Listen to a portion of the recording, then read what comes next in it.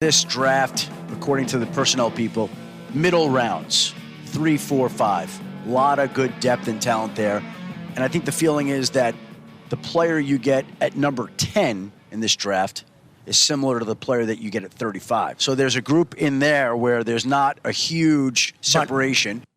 That was Adam Schefter this morning talking a little bit about the NFL draft and what is coming up. It's Football at 4, powered by the Inside the Birds podcast and brought to you by Bet365. Whatever the sport, whatever the moment, it's never ordinary at Bet365. Geoff Mosher is here, as you just heard what Adam Schefter said. Player 10 and player 35. Not a lot of difference there, Geoff, and as we know, the Eagles will draft at number 32. We're getting way ahead of ourselves with the draft process, but I guess that's good news for Philadelphia, and we talk about quarterbacks all the time. You want more quarterbacks taken when you have one. Not as many quarterbacks projected, right? 2, maybe 3, a possible 4th right now. But you want that talent to kind of slide towards the back here. But I don't want to get too far into the draft. But if you were to project right now, we talked a little bit about this yesterday, defensive tackle, edge rusher, maybe a corner. But is it likely that they use that pick to try to add talent to this roster in terms of an established player? Remains to be seen. Remains to be seen how he has used first-round picks in the past. Obviously, like the A.J. Brown pick was a first-round pick, mid-first-round pick to trade. Jason Peters was once, I believe, a little bit of a mid to late first-round pick. When you're at 32, I don't know if we talked about this the other day. I know I spoke about it with Adam a little bit on the podcast. That becomes somewhat fertile territory for teams that want to jump into the first round. They may have picked already, or maybe they didn't have a first-round pick, and they want the fifth-year option. That's where 32 sometimes can help you more than, say, 28 or 29, right? Because you're just looking to get that last pick in the first round. You don't want to move up too much if you're picking in the second round there. So you try to deal for 32 to get a fifth-year option. But like you mentioned, usually you do that for a quarterback. Last year, the Panthers did it for a while. So the one thing to keep in mind, Mike, and I'm sure you've already talked about it, is that the Eagles almost never pick where they're slotted to pick. But this one's a little bit different. This one, you're at 32. You only have 7 total picks in the draft. You had an extra third rounder at one point, but you traded in for Jahan Dotson. So your maneuverability to move up, or let's say to move up, to your point, or to trade away that pick for a player, doesn't give you that much to play with in the draft. And Howie definitely made it sound like he'd like to use this draft to continue to replenish. Yeah, when they looked at their roster at the end of 2023, Geoff, and they were 10-1. What was it about that roster makeup or on that roster that they felt was not sustainable? I mean, because they were 10. That year is still kind of crazy that they were 10-1. They won games at Kansas City. They beat Buffalo. I mean, they had some big wins with that team. But said, we got to change the way we're doing some things. Yeah, there were 2 things they clearly looked at and felt that they could make a change and did. One was age on defense. They were old. And it showed last year on defense. Not just old, but really undynamic and slow. With Kevin Byard at safety, who they traded for after the Terrell Edmonds experiment did not work out well. After the kid they signed, whose name Justin Evans was it? The guy who had he was one of 3 straight years of injuries, right? I mean, he was playing okay. That's why he was the opening day safety, or week 1 safety. But he was, breaking down and had broke down before, and he got hurt. They were old at nickel with Maddox and then Bradley Roby. They were aging or just undynamic at linebacker with Nick Morrow and with Zach Cunningham. And I think at one point they brought in Miles Jack, if I'm not mistaken, in training camp. Yeah, they did, yes. So that was, yeah. And then, of course, you had the Hassan Reddick situation where I wouldn't quite call him aging, but for a pass rusher, he was getting closer to 30, and they had not played well, and they felt that, there were guys up front playing selfishly, and he was among the leaders of that. So you saw how they felt that they needed to move on from him, and they traded him to the Jets. So that was one thing. In the defense specifically, they were undynamic, unathletic, and aging there. Oh, I forgot to even mention James Bradbury. And then the second thing for the offense, which was generally intact, I do believe that their actions showed that they felt that getting Saquon, and again, they were able to get him because of the market for running backs, but adding him to that offense would allow them to become more focused on running the ball and not having to ask Jalen Hurts to throw the ball 35, 40 times a game. You remember the issue last year offensively was that there were a big number of turnovers that you hadn't seen in years past when they were more of a run-oriented team.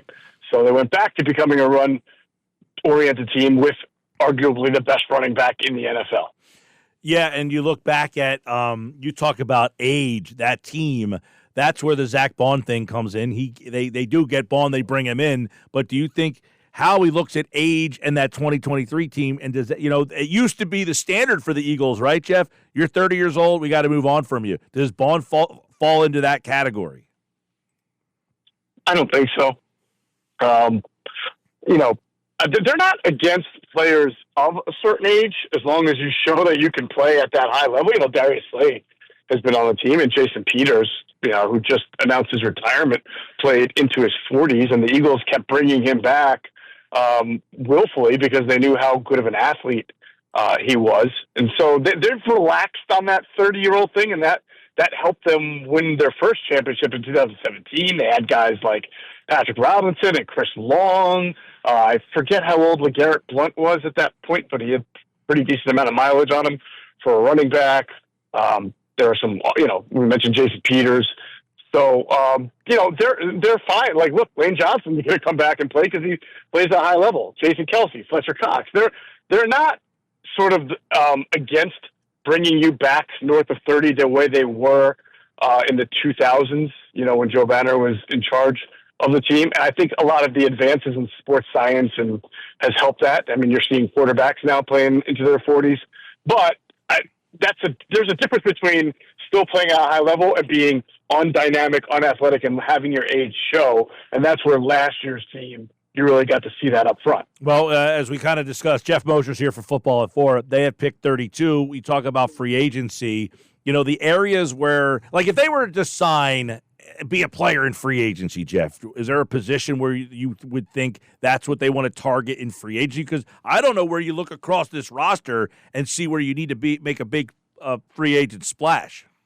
No, I can't imagine they're going to make a big free agent splash, because if they were, they would just re-sign their own players who are, generally young and good, like Milton Williams and Mekhi Becton and Zach Bond. So, but what the Eagles do pretty well is, and they've been a little hit or miss. I mean, we mentioned Terrell Evans, and there have been a couple of one-year veteran signings that have not worked out for them in the past. But they are pretty good in general about signing a veteran to a 1 or a 2-year deal to become a depth piece. So with where they are at edge right now, where they are on the interior, probably going to lose Milton Williams. It wouldn't surprise me if they tried to sign a little bit of 1-year veteran depth there. Even running back, if they lose Gainwell, do they really go to Will Shipley as RB2 next year, knowing that Shipley's got to get a little bigger and stronger because, Gainwell, we don't talk about it a lot. He's pretty good in pass pro. And he was their kind of 2-minute and 4-minute back at the end of the halves, even with Saquon Barkley. So you're going to still need that element of your offense. And you can find that in free agency. I guess one area, let's get some takes from Geoff Mosher here. I want to get your thoughts on Goddard in the tight end spot and how that might materialize this offseason. Well, he's going into a year where he has no guaranteed money left on his deal, and it's the last year of his deal. And typically a player of his caliber wants security. They want multi-year deal. Well, they want more guaranteed money. They want guaranteed money. They want to know that they won't be cut tomorrow. Which is why Matthew Stafford's name has come up in trades. He's out of, right. He has a contract for 2 more years, but he has no more guaranteed money left. So the Rams are saying, yeah, we want you, but he's saying, I want more money. So now he becomes available, and Goddard's in a similar boat. Right, and Matt doesn't want to be year to year with the Rams. He'd like to know if he's going to finish his career. Maybe it's the next 2 to 3 years, and he doesn't have to worry that if he gets hurt or there's a down year for the Rams that he's now looking for a new team and some kind of money 2 years later coming off not maybe a great year, right? And so that veterans are usually in that boat. They just want to be able to have that security and not be searching for the next contract in the event that maybe they do get hurt or have maybe not a great year or something uncontrollable around them, especially for a guy like Goddard. Let's say the quarterback gets hurt and the backup comes in and he's not as good and you don't get as many targets. You don't want that stuff impacting your future paycheck. So again, we haven't heard anything yet from Goddard's camp, but that's usually the case. But for the Eagles, they can look at it and say, all right, well, you might want more security, some guaranteed money, but you also just played 10 games last year. You've had a history of getting hurt, and we don't want to give you that. And sometimes that leads to player or team telling player, why don't you go seek permission for a trade, see what you can get, see if there's a team that's willing to give you a second year where the guaranteed money is in year 2, so you have that security. If so, then we'll try to work out a deal. If not, then you can come back to us and we'll maybe work out something that works for both sides. Yeah, I mean, this is a clear spot where they probably will look to draft, wouldn't you think? Or is free agency that spot where they, I don't know what they think of Grant Calcaterra. Do they look at him as the next, he's a good pass. They look at him as elevated to number 1 and then depth behind him, or do they want to get a new number 1 guy potentially? They're going to have to get somebody who can block better than Grant Calcaterra, especially if they want to continue to give the ball to Saquon Barkley and make that a focal point of their offense. Calcaterra has been a very good story, a 6th-round pick. Probably should have gone higher, had the concussion issues at Oklahoma. Had a nice last year at SMU. Gets drafted, you can see. He's a really nice player, especially against zone defenses, to find the voids in those zones, catch the ball, turn upfield. Good player in that regard. Good pass catcher. He's a willing blocker. And I know that sounds like sort of damning someone with faint praise. I mean, he's not a great blocker, but there are times on tape you see guys who are just unwilling to use their body to block. And that's a fair assessment to say someone's at least a willing and capable blocker, which Calcaterra has tried his hardest to be. But again, when you're running the ball as much as the Eagles are and you need that extra beef on the line, there's just too many times where he's not executing the block that he's asked to do. And so if the Eagles really want to, the beauty of Dallas Goedert is he is that guy plus what Grant Calcaterra gives and more in the pass game. It's hard to find those guys. So it's hard to find them on free agent market too. So if they're going to replace Dallas Goedert, it's most likely going to be the way they've continued to do it, which is through the draft, going from Brent Selleck to Zach Ertz to Dallas Goedert himself. So I imagine the Eagles are going to look at their past success and say, we know how to do this at that position and try it again. Yeah, and this is a good draft if you want a tight end. So watch the combine this weekend, find your guy. As for free agency in the draft, Ertz is in free agency. He's probably the most accomplished guy. Mike Gesicki's a good receiving tight end. Gerald Everett, Conklin from the Jets. So you don't have a premier kind of guy. I don't know if there's a blocker that you just say, hey, we'll bring in the blocker and pair him up with Calcaterra. But that will be one guy, Geoff, right, to keep an eye on is Goddard. Yeah, absolutely a guy to keep an eye on because you just don't know, and I'm sure once everybody gets back from Indianapolis and all the early conversations happen, then that's usually when you start to hear word on what's going to happen with someone like him. Right. Now, you look at the 2 free agents from Philadelphia. Milton Williams, he is ranked by many publications as the number 2 interior defensive lineman, and Josh Sweat is number 1 from most sides. So, you are pretty much looking at the 2 guys who are going to be sought after the most. But, Geoff, that is an area where the Eagles don't mind drafting and have drafted a lot as well, much like the tight end spot. So free agency, probably not where they would go to replenish those 2 areas either. Probably more likely that they replenish those areas in the draft, correct? Well, it depends on what – I do think the Eagles are the type of team that would look at free agency to add depth, 1 or 2 year veteran, whether it's on the edges or whether it's up front. I mean, we can go from Chris Long to Malik Jackson to who's that great Ravens nose tackle who's suddenly escaping me? Why can't I remember his name? Haloti. Haloti Ngata, right? Yep. Yeah. Now, some of these guys, I'm mentioning names, they didn't work out, but it's really, because sometimes these guys get hurt. They're not, you're looking for someone who can give you some time, give you some snaps, but not is your building block piece. You want to start, obviously, Jalen Carter. You want to see if Moro Ojomo can be your starter if not, because it doesn't seem like Jordan Davis is going to be a 3 technique anytime. So, but he'll still be a part of the rotation. But you would like to have a veteran there, a veteran on the edges, especially if Brandon Graham retires, to give you some snaps. So the Eagles have always done that. They've always had that kind of player. But again, that might be different than a conversation you and I are having about replenishing. There's replenishing for the future, and then there's replenishing for we still want to be competitive and win a Super Bowl this year. So we need to grab a couple of veterans to be able to take up snaps that know how to play, can be good leaders, could be good winners. Patrick Robinson, 2017, right? Remember they signed him, thought he was going to be an outside corner, moved him to the slot, and then he went, bat crazy as a slot corner and played really well there and helped them win a championship. Which is, that's why I had this guy written down to talk to you about, because in that mold, a lot of number 1 picks, guys who just faltered somewhere, had some injury problems. Chase Young is a free agent, and he seems like that kind of guy that, like, the Eagles would take a flyer on. Hey, he was a first-round pick. He's had some injury issues. He's bounced all around. We'll give you the 1-year prove-it deal. Yes, if he is a good example of someone, if Chase Young can only find a 1-year prove-it deal, right, that would, Yeah, like if they, that's kind of what Zach Bond was signed for, right? And Devin White. These are examples. I know I'm mentioning a lot of names that have not worked out, like Nada and Malik Jackson and Devin White and Terrell Edmonds, but it doesn't mean the process itself is flawed. I think that there were some scouting issues at that time and some fit issues you could certainly question, especially Terrell Edmonds, who played a box sort of linebacker safety position for the Steelers, and then you sign him to be in a Fangio too high type structure defense a couple of years ago with Desai. That to me never made sense, but the whole idea of trying to get value in 1-year deals from veterans generally works for teams. Yeah, and, Philly's done that a lot, as you kind of chronicled. They will take these guys who at one point had a lot of skill and were highly thought of, and for whatever reason, injuries generally related, they've kind of are into a spot where they have to take a cheaper deal. As you said, if Chase Young gets a 3-year deal somewhere, okay, fine. But if, hey, you want to come here for 1 year, prove it, we'll take a crack at you. And those are the kind of guys that they've really prospered from, right? When they get a guy who has no place else to go. Right, and then Mekhi Becton, really good example.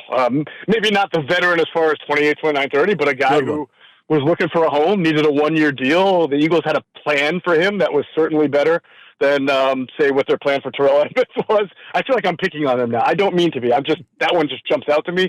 But they had a plan for Mekhi Becton, kind of like they had a plan for Torrey Smith when they acquired him in 2017 to be that one real true legit like field stretcher where they already had Zach Ertz for the intermediary. They had Alshon Jeffrey who can give you these spurts of big plays, and Torrey Smith didn't have to be a high volume pass catcher, but he fit in really nicely with what they were doing and helped them win a Super Bowl. And he was a really good interview at the Super Bowl. You can check that out on our YouTube channel from the Super Bowl week. Geoff Mosher, let's finish up with this. Usually Andrew's on today, so let's go through his mock draft, because D tackle in round 1, edge in round 2, tight end in round 3, guard in round 4. He has a running back, and it sounds like he is filling all of the needs that we're talking about where the Eagles like to draft, hitting in the comfort zone, interior defensive line, edge rusher, and a tight end. Yeah, this is what I love about Andrew's drafts every year is that they're really well thought out. They're not clickbaity. They're not. They're consistent with – some people do mock drafts with, like, who I want the Eagles to get, and Andrew does it with who he thinks the Eagles will get based on their philosophies and their draft history, and I think he nailed this. I mean, of course, it doesn't matter if the players wind up being Eagles, but the concepts, right? I think he had 4 guys up front in the first 7 picks. He had an edge rusher. He had obviously the D tackle in the first round. He had an offensive lineman, I believe, in the 4th round. So he had a tight end in the 3rd or 4th. So that makes a lot of sense for what the Eagles need and are likely to do based on their history. It's a very Eagles draft. You're right. By the way, they have 1, 2, 3 5th round picks. So in the 5th round, he went running back to probably replace Gainwell, linebacker. Because, obviously Dean. Did Dean say on a podcast that his kneecap went up into his thigh? Did you see that? I saw that. That was really disturbing. Yes. I mean, like really, the grossest things I've seen are like the biceps injuries where you can kind of see the tendon moving around in the arm and maybe even the triceps ones. But when he said that about the knee, well, obviously the grossest ones are like the compound fractures where like a leg bends in a half, right? Or like a 90-degree angle. Those are tough too. But for some reason, it's the ligament ones that really like creep me out when you hear about them kind of moving into different areas of the body. That makes me squeamish. He's Geoff Mosher, the Inside the Birds podcast. They're going to be covering the draft and, of course, the combine. Adam is out there. We'll talk to Adam tomorrow. Free agency begins on March the 10th. We're going to be previewing it and getting you ready for it on Football at 4 here on the Sports Bash Live on 97.3 ESPN. Geoff Mosher, thank you, buddy. You got it, Mike. Take care. All right, there's Moshe here on a Sports Bash Football at 4. And, of course, Football at 4 is powered by the Inside the Birds podcast.